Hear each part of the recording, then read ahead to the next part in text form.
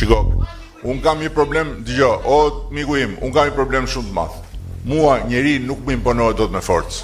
Kështu që me zor ti nuk imponohesh mbi të tjerët që ta marrësh fjalën se do ti, që të flasësh se do ti. Jo. Edhe herë tjetër. Jemi këtu ulu. Jemi këtu për ulu. Redaksionale Dita.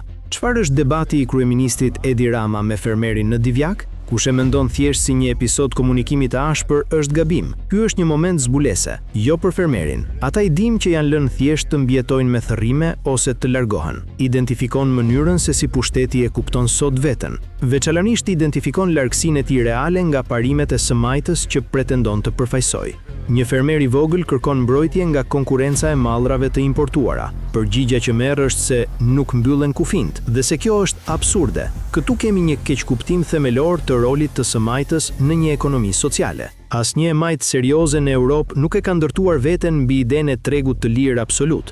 E majta historikisht nuk ka qenë kundër tregtisë, por për mbrojtjen e prodhuesit të dobët përballë forcave të forta të tregut. Fermeri I Divjakës nuk kërkon izolim autarkik. Kryeministri kinse e egzageron si të tillë që të dalë tek batutat e veta me të cilat hipnotizon të paditurit. Fermeri po kërkon diçka shumë më bazike.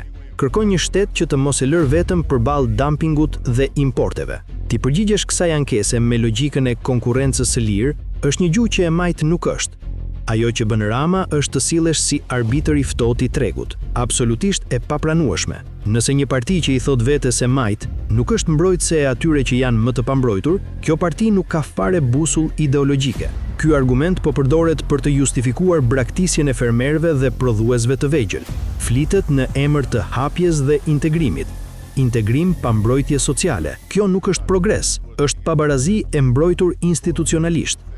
Problemi I tyre sot nuk është mungesa e konkurrencës, por mungesa e shtetit social. Në çdo rast, ky debat nuk ka të bëjë vetëm me një fermer. Pyetja është më e rëndësishme. A ka Shqipëria një qeveri të majtë që mbron realisht prodhimin vendas, punën dhe dinjitetin ekonomik të njerëzve të zakonshëm?